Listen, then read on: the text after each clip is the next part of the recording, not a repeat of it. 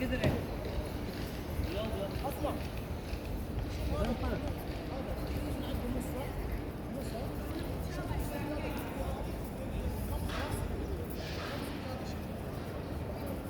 يصير ليش بس خلاص ده سوا انت معاهم ها؟ بعدين رحت بتوقف